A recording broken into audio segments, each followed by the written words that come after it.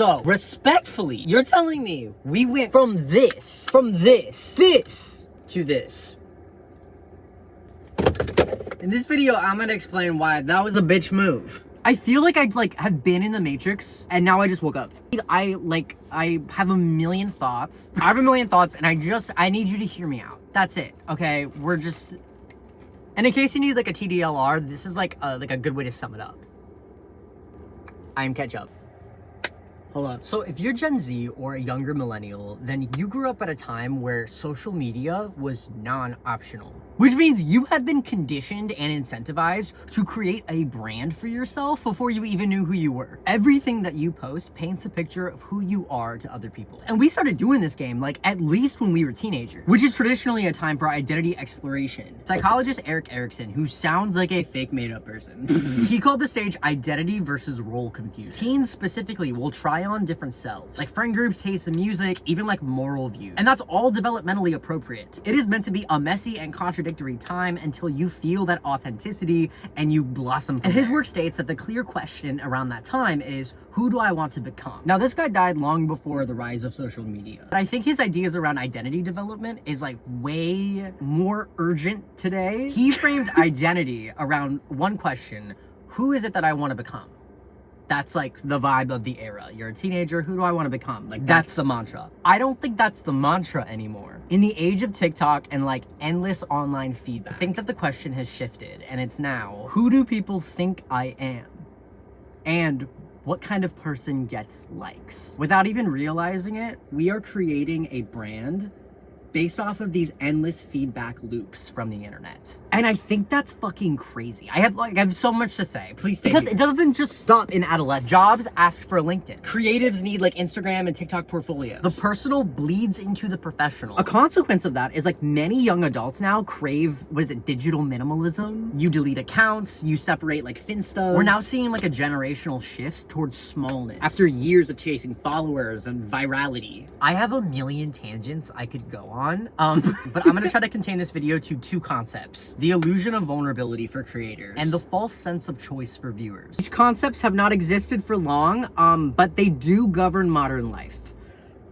So all of our experiences are woven into both of these. So in 2004, I got my first desktop computer. I was in the second grade. As an only child with unlimited and unmonitored access to the internet, it really functioned as a substitute sibling. Being an only child, you don't have a built-in peer group at all. So the internet kind of became my social mirror. In the early 2000s, I spent my days in virtual worlds and sharing videos on a really cool new website called YouTube.com. In 2007, I made my first YouTube video along with dozens of email addresses to keep up with the 30-day trials for video editing softwares. I used Sony Vegas, Magix Movie Edit Pro, and really old versions. I think it was CS5 of Adobe Premiere. Honestly, I just wanted iMovie. I thought that was so cool. I didn't have a photo booth. I had an external webcam. As an 11-year-old, I regularly went live on Blog TV and Justin.tv, now known as Twitch. I posted YouTube videos after school talking about auditioning for the middle school play. I remember doing updates during the audition process of Alice in Wonderland. So I was engaging in an online world in a way that's really normalized in 2025. But I, at the time, was an outlier. My classmates didn't start participating in social media until early 2012. So I bring this all up to say, I think the few of us who were in the first wave of the culture that we live in today, I think that we have a really unique perspective because we have lived through the downfalls of hypervisibility. If your big social media moment was in 2020 with you starting to post on TikTok, you're probably just now really feeling overwhelmed. We're I think Connor Frant is a great example. And he's a lot of videos on similar themes to this. Connor Frant has been up in this bitch for a long time. He has a really great recent video about expanding on the perspectives people will have on success. Connor Franta could be here right now. You know, he always runs in front of my house. He's a runner. Connor, if you're watching this, it's a running joke within my friends. I make a wish every single time you cross my path. It's happened dozens of times. When a black cat crosses your path, it's bad. I'm like, Connor Franta just ran in front of me again. What's something gay that's gonna happen this week? Okay, anyways. So by the time that a lot of people started following me online, I already had about a decade of experience crafting videos and sharing my experiences through a screen, and it felt as normal as anything. but it's not. And you know what? I should say, like, disclaimer for the rest of the video, nothing that I'm saying is like a judgment or like a statement on morality. Like, nothing is inherently bad, but it is very new and we will never go back. And we don't know the price we're gonna pay collectively for having unfathomable access to one another. Like, which is scary. That's so crazy. Our brains evolved for survival in small villages and tribes. They are not meant to process the constant global information and stream that we face today. I know I'm not saying anything new, but like, I'm here now, guys. I'm here. The same goes for being expected to share everything about yourself. Our nervous systems aren't meant for like constant visibility. And what happens during that constant exchange of information to an online platform? There is an unconscious identity curation. The brand that you didn't know you were building. The dopamine hit that you're getting from likes and comments trains you to repeat behavior. So suddenly your random posts, like, they're not random anymore. You start to form patterns even though you don't realize it. Like, this is scary sci-fi shit, guys. You start to form like recognizable patterns. There's also a major like comparison culture. You compare yourself to others, you start unconsciously doing the same thing as other people to keep up. Regardless if you see that as a good or bad thing, it's a direct reflection of social media. Which, like, as that only child with a computer, like, bitch, I had a really lonely childhood. That's why I am the way I am today. That's why, like, I value fun and, like, play above everything else. Like, I understand the childlike whimsy and charm that I have at the center of my core. Like, that goes back to trauma. So, like, if I didn't have this, like, magical portal to, like, engage with the world, I don't know who I would be today. So, like, thank God. And also, like, I just woke up, I'm in my pod. I'm not saying anything new. I'm just like, we're in the Matrix, baby. This is crazy. So I have more to say.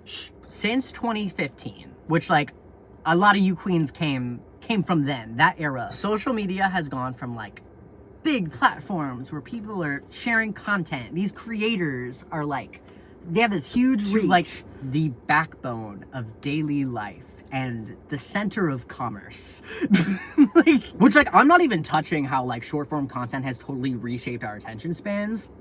So I think that there is this illusion of vulnerability. And that's a word I've used a lot in my career because, like, I truly believed it. Like, coming out is rough. Coming out was really rough for me. I lost everything. Like, my entire life the way it was before it came out, that was gone after it came out, which, like, thank God, I gained way more than I lost. But at the time, like, sharing those really hard experiences, like, personal moments, I think that I and anyone, like, in that situation enters this sort of paradox. Visibility is measurable. It's likes, views, comments, subscribers. Vulnerability is immeasurable, and it doesn't guarantee applause or empathy or definitely not financial gain. But now we see, you know, these moments online and they generate really high engagement because audiences, they crave authenticity. You know, someone crying on camera, someone being, like, really raw and, like, you know, unburdening themselves with something in an Instagram post, and, you know, it seems really real. I think true vulnerability cannot exist online. I think what we see is something else. I think it's visibility. And I think these two not just get conflated, I think they have only ever gotten conflated, like, in this circumstance. Like, within the context of social media being a thing, we now conflate these two things. And these two things are, like, really important. And specifically vulnerability, like, we are evolutionarily, like, designed to connect with each other. I think true vulnerability, I think it happens online. I don't think it's what we think it is. I think it's really rare, and I think if you saw it, you would feel uncomfortable. I think it would be uncomfortable for audiences, and I don't think it would be profitable. So I'm not, like, calling out influencers. I'm not saying that, like, sharing your truth is performative. I'm saying that there are cultural and psychological stakes when it comes to having internet access. That affects not just the individual, but, like, our society, us collectively. Like, for example, we have a social currency, right, that's, like, higher online than it is in real life.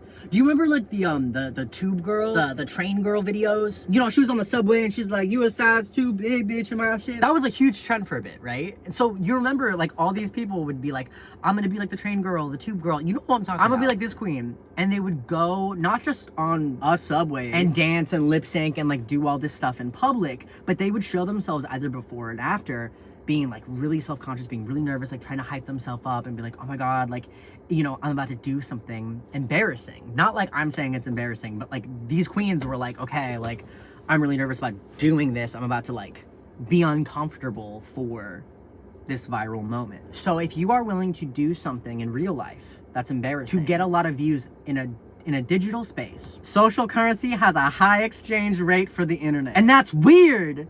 That's so weird. The internet has completely shifted our risk-reward calculations. The likes and the comments are triggering the dopamine, and your brain is like, this is a win. And here's the question. Would you call people who like partook in that trend vulnerable? Were they being vulnerable? Was that vulnerability? Like going out and doing the whole thing? Was that them being vulnerable? Even though those videos were curated for attention, they were curated to get high engagement, and it's at the creator's expense. We are at this point where enduring real life embarrassment is often worth like a massive digital payoff. And that's just whack.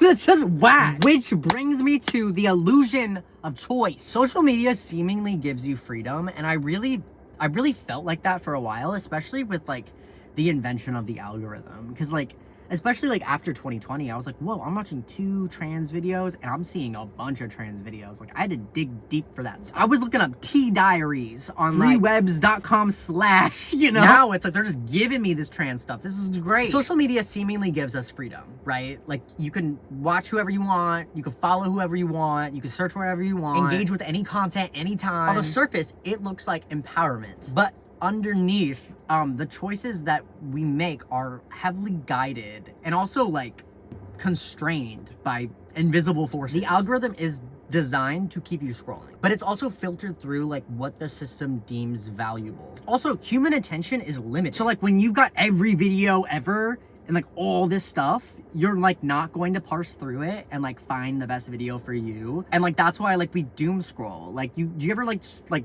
do you ever just like iPad baby and like scroll through everything, and then after you feel numb, like you feel. And like, again, this is all guided by the platform. So it's another paradox because the endless choices really reduces our agency because we can't process them effectively. So what feels like choice is actually just defaulting to like what's visible. Also like user guidelines, everyone's shadow banned, everyone's not able to post art, everyone's, you know, like code words you have to use for things, or this is gonna get flagged. Like when we were here, we not only valued personality and like individual quirks and like a lived history other than like aesthetic and like, I don't know, no part of this was a trend. No part of this is like what everyone was doing. Like each piece of this has a story and it's intertwined with my adolescence. This is me in middle school. Also, people who knew you knew you. So has anyone else been feeling that, or